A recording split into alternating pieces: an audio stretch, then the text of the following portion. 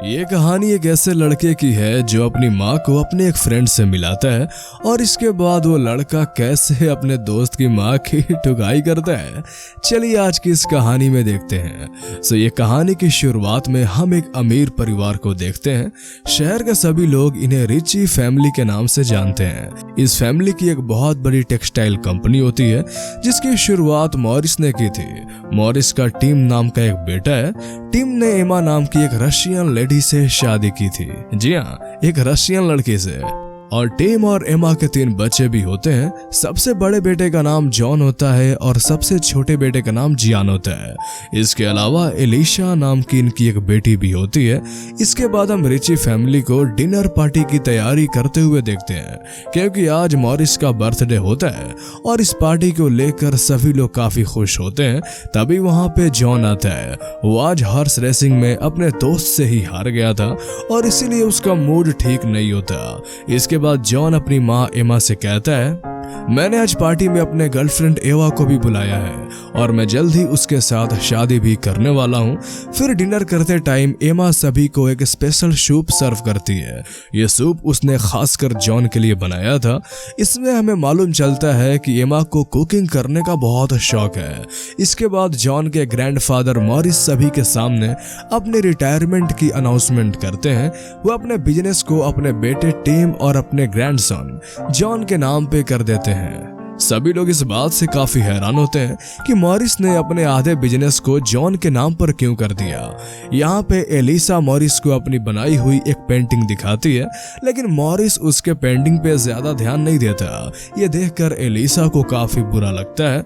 Elisa को उदास देखकर उसकी दादी उसे चीयर अप करती है। और अब डिनर के बाद वहां पे जॉन का दोस्त एंटोनिया भी आता है। एंटोनिया अपने डैड के होटल में शेफ का काम करता था, इसीलिए वो मॉरिस के लिए अपने हाथों से एक केक बना कर लाया था। उनकी बातों से हमें ये मालूम चलता है कि आज एंटोनिया ने ही जॉन को हॉर्स रेसिंग में हराया था।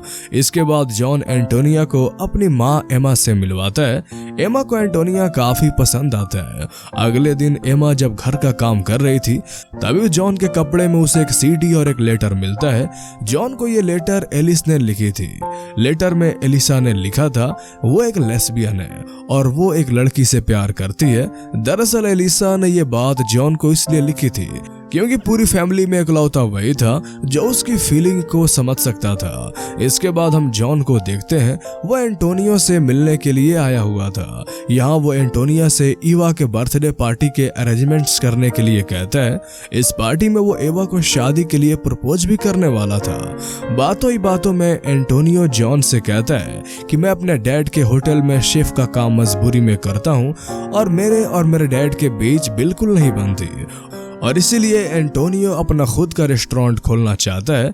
इस पर जॉन एंटोनियो से कहता है कि मेरे डैड की ये खाली प्रॉपर्टी है, क्यों ना हम दोनों मिलकर वहां पे एक रेस्टोरेंट खोलें। तुम्हारे पास रेस्टोरेंट चलाने का एक्सपीरियंस भी है। ये सुनकर एंटोनियो खुश हो जाता है। इसके बाद हम एंटोनियो को एवा के बर्थडे पार्टी की तैयारी करते हुए देखते हैं।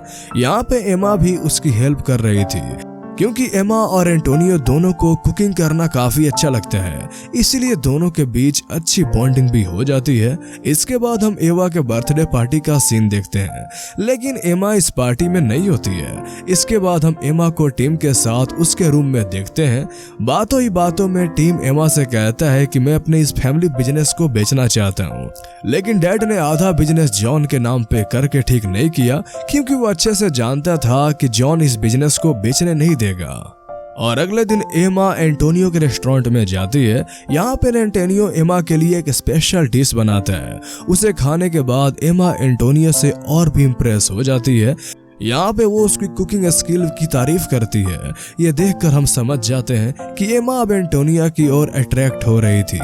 इसके बाद हम एमा को उसकी बेटी एलिशा के साथ देखते हैं।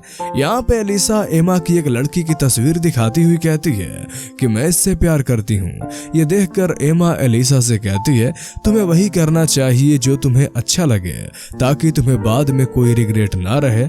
इसके बाद हम एमा को कहीं जाते हुए देखते हैं, लेकिन रास्ते में वो एंटोनियो को देखती है। इसके बाद वो एंटोनियो का पीछा करने लगती है। एंटोनिया भी एमा की इस हरकत को नोटिस कर लेता है। फिर यहाँ पे ये दोनों एक दूसरे से मिलकर ऐसे प्रिटेंड करते हैं जैसे दोनों इत्तेफाक से मिले होते हैं। फिर बातों ही बातों में एंटोनिया एमा से अपने और जॉन के रेस्टोरेंट वाले बिजनेस के बारे में बोलता है और इसके बाद एंटोनिया एमा को लेकर अपने घर पर आ जाता है। घर आने के बाद दोनों अपने आप को रोक नहीं पाते और एक दूसरे के साथ जमकर मस्ती करते हैं और इसके बाद से ही दोनों के बीच अफेयर शुरू हो जाता है। फिर एक दिन हार्ट अटैक से अचानक मॉरिस की मौत हो जाती है। मॉरिस के मरने के बाद टीम सारे शेयर्स होल्डर्स को अपनी ओर कर लेता है और वो उनसे कंपनी को बेचने के बारे में कहता है।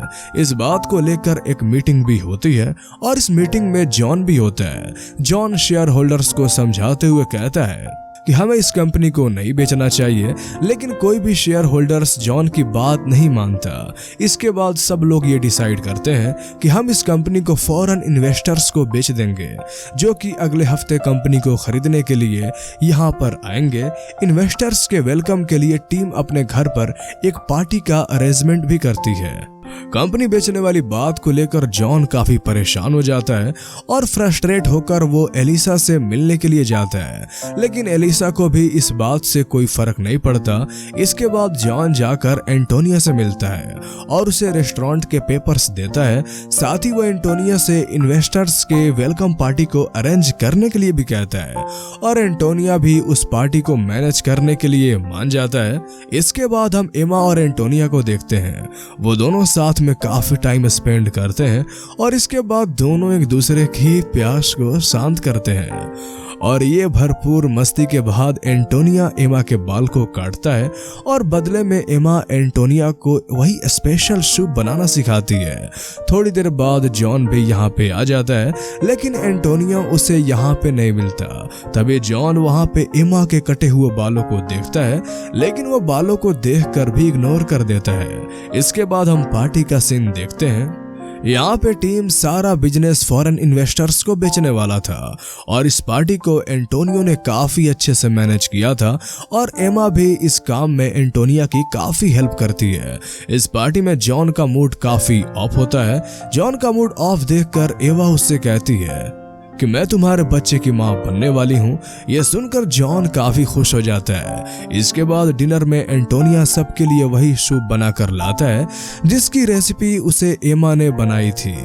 सूप देखकर जॉन समझ जाता है कि एंटोनिया और उसकी माँ का अफेयर चल रहा है। ये जानकर जॉन गुस्से में वहां से निकल जाता है। जॉन को समझाने के लिए एमा भी उसका पीछे पीछे आती है और यहाँ पे उन दोनों के बीच बहस हो जाती है। तभी अचानक से जॉन का पैर फिसल जाता है और उसका सर एक पत्थर से लग जाता है, जिसके बाद सब लोग जॉन को लेकर अस्पताल पहुंच जाते हैं। लेकिन यहाँ पे जॉन की मौत हो जाती है। जॉन की मौत का सबसे ज्यादा दुख एमा को होता है और इसीलिए वो जॉन के फ्यूनरल के बाद टीम से सारी बातें बोल देती है और कहती है कि मैं एंटोनियो से प्यार करती हूँ। एमा और एंटोनिया के अफेयर के बारे में जानने के बाद टीम उसे अपने घर से चले जाने के लिए कहता है। ये सुनने के बाद एमा सारा सामान लेकर वहां से जाने लगती है, लेकिन तभी वो अपनी बेटी एलिसा को देखती है। एमा को देखकर एलिसा समझ जाती है कि उसकी माँ अब अपनी जिंदगी अपने मन के अनुसार जीने जा रही है और इसीलिए उसे अपनी माँ का ये फैसला काफी अच्छा भी लगता है। इसके बाद हम एमा और एंटोनियो को एक साथ एक गुफा में देखते हैं। अब ये वहां पे क्या कर रहे हैं ये तो आप बखूबी जानते होंगे। और इसी के साथ ये कहानी यहीं पर खत्म हो जाती है। तो कैसी लगी आपको ये कहानी हमें कमेंट करके जरूर बताएं। और अगर आप इस तरह के और मूवीज एक्सप्लेनेशन देखना चाहते हैं तो हमारे चैनल को सब्सक्राइब कर लें। तो फिर मिलते हैं अगले वीडियो में, तब तक के लिए गुड बाय।